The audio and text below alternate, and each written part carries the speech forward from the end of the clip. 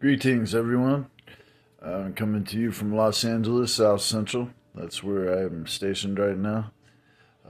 Just thought I'd shoot another video. Things are going as good as they can. On the weekend it's a little bit uh, more free around here, so there's a lot more extra time to do what I want to do. So I wanted to go ahead and shoot another video, just to let y'all know that there's no need to worry if you are about what's happening. All it is time, and I think about all the time that it's going to take till November to get through this. And when all this altercation happened, like I was saying, in order to bring peace to the neighborhood that I was in, I had to get in a firefighter's face, and they took me down. It took like five of them to take me down, because they pulled me from behind, and I wasn't sure what they were trying to do. So they finally got me down on the ground, and like in ice style, they put an arm behind my back, and pushed it way up, and had me on the ground.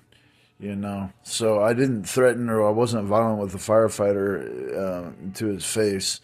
But whenever I was on the ground, I kept saying I was gonna torture him in hell, and give him a Colombian necktie and stuff like that, torture him in hell. And so they took that as a threat against a government official. So, uh, it's part of being a revolutionary, doing what I got to do. I'm not.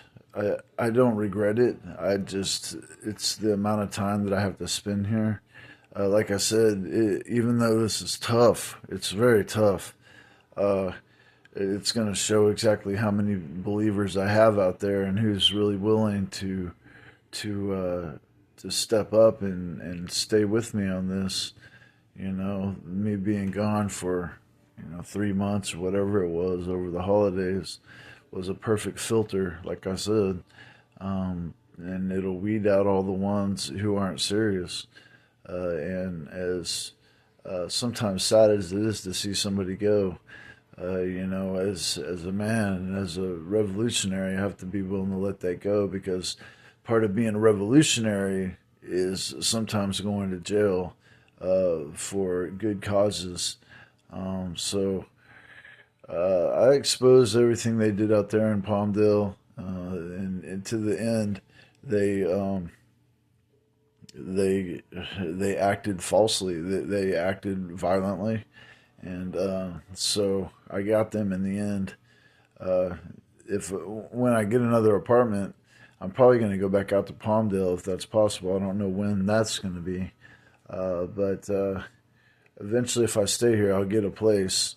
But it might be longer than November. So anyway, after November, I can get out. And, maybe something will open up by then where I can find a place to stay or whatever. But for now, it's just doing my work. Staying to myself.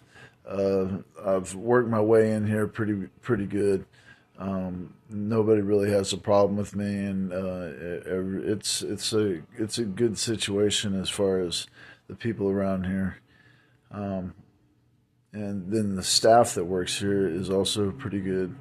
Uh, it's a tough situation. It's not what I like, because I like staying up late at night, and I like doing whatever I want all the time.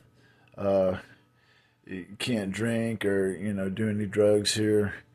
Sometimes I sneak away to the park and I smoke a little weed, but other than that, it's not okay to do anything. So it's tough for me, having to stay sober so much. But in the end, it doesn't really matter. This is all for a good cause, and I have to continue to remind myself that.